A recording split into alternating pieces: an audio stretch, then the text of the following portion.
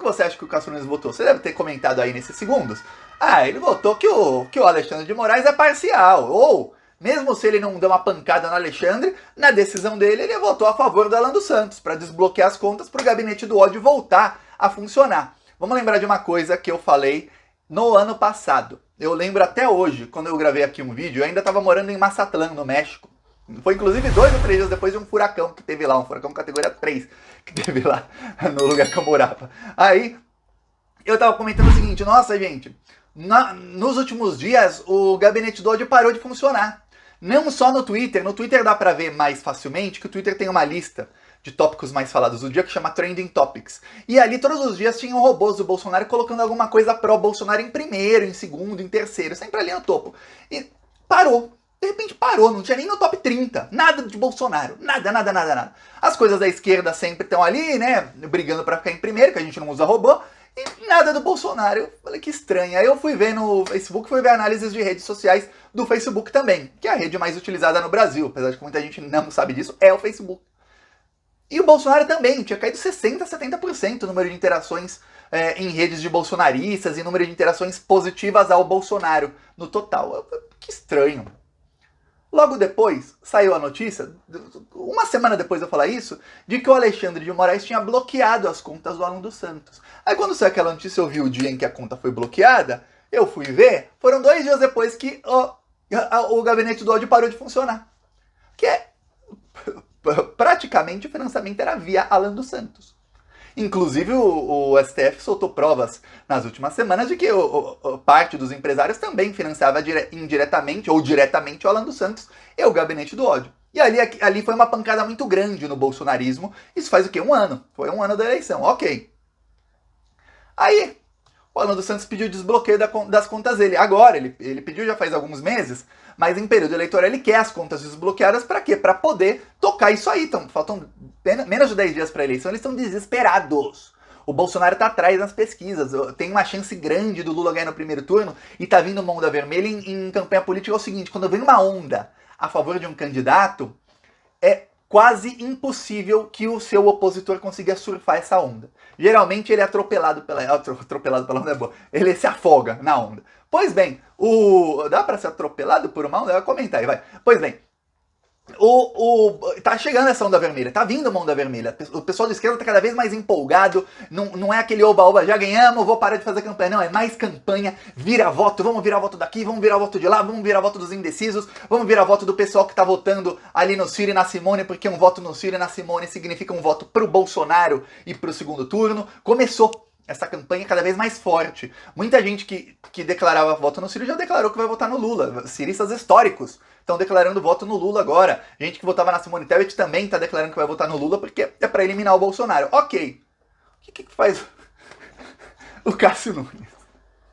O Cássio Nunes negou o pedido do Alan dos Santos. Ele falou, não vou desbloquear suas contas. Não vou. Você vai ficar com as contas bloqueadas no período eleitoral, viu? O que alegou o Alan dos Santos? Voltando, ele alegou, ele só poderia fazer esse pedido, ele usou, tem vários instrumentos judiciais, viu? Liminar, agravo de instrumento, agravo disso, tem vários. O instrumento judicial que usou o Alan dos Santos para entrar com esse recurso no STF é um instrumento que só pode ser utilizado caso você entenda que sofreu abuso de autoridade ou que a decisão contra você foi uma decisão que teve alguma ilegalidade. Não que a decisão em si seja ilegal, mas alguma coisa que levou a decisão tenha sido ilegal. Então o Alan dos Santos alegou o quê? Que o inquérito das fake news é um inquérito, aquilo que falam os bolsonaristas.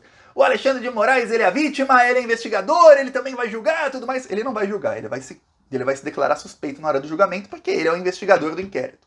O STF aprovou o inquérito das fake news por unanimidade. Cássio Nunes ainda não era ministro. Cássio Nunes, que logo que ele se tornou ministro do STF, não se esqueça disso.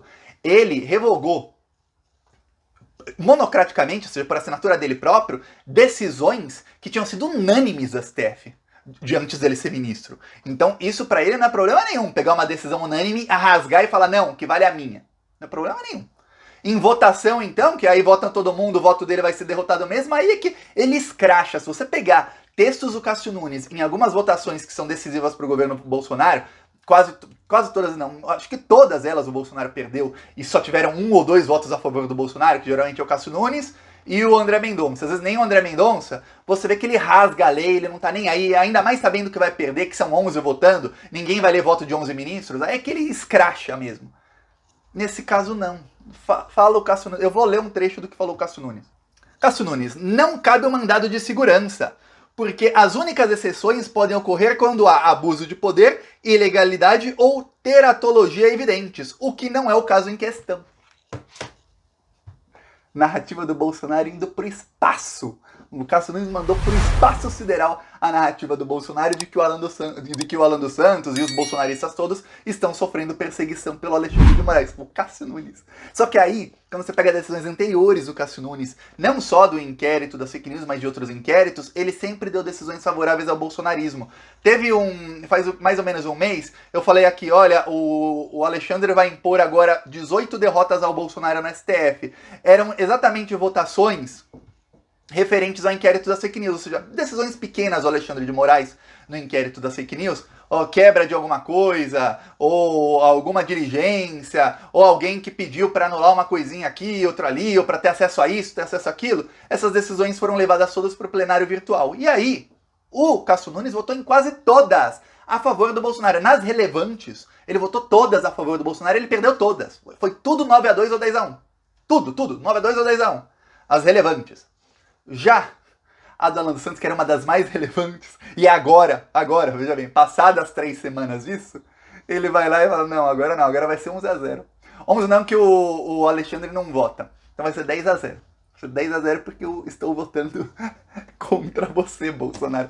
Nem acabou o governo, nem tivemos a eleição ainda. Que se isso acontecesse logo depois do Lula ser eleito, ainda mais Lula eleito em primeiro turno, eu diria, ó, começou a traição. O Lula foi eleito, o cara já tá tentando se reposicionar politicamente.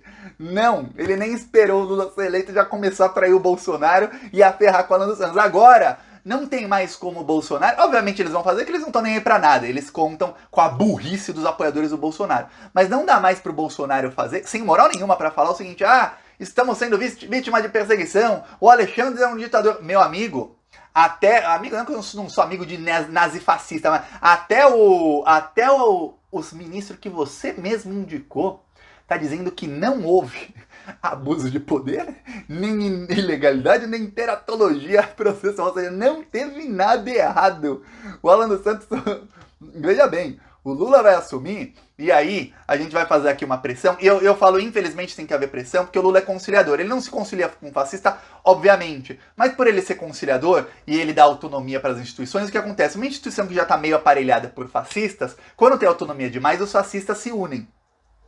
Isso aconteceu durante o final do governo Lula e durante o primeiro governo Dilma, que era o quê? A Polícia Federal tinha autonomia total. O Lula não colocava o dedinho na Polícia Federal. Aí o que aconteceu? Começou, e o Ministério Público também, aí o que aconteceu? Começou a se formar o que se chama hoje de lavajatismo, que era gente que era antipetista, que tinha o fascismo na cabeça, gente que era racista, que era tudo do ruim, do pior, que odeia pobre, que viajava de avião antigamente, avião vazio. Aí começou a viajar de avião, via pobre, via gente negra no avião. Esse pessoal ficou assim, meu, odeio o Lula e o PT. Eles começaram a se unir para derrubar a Dilma. E aí veio o lavajatismo, foi um processo. Claro, esse processo foi incentivado pelo Departamento de Estado dos Estados Unidos? Foi. Muitos deles foram treinados nos Estados Unidos, como o próprio Sérgio Moro, os procuradores?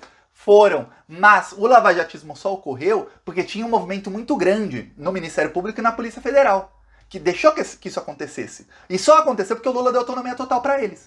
Se não desse autonomia total, cortava o mal pela raiz. Hoje o presidente do Brasil seria Lula, não teríamos Lava Jato, não teríamos todo esse golpismo, o Brasil estava bem melhor do que estava hoje. E ó, saiba, se você é de São Paulo, eu também sou de São Paulo. Em São Paulo, quem eu apoio é o deputado Vicentinho, 1390 é o número dele, viu? Falou!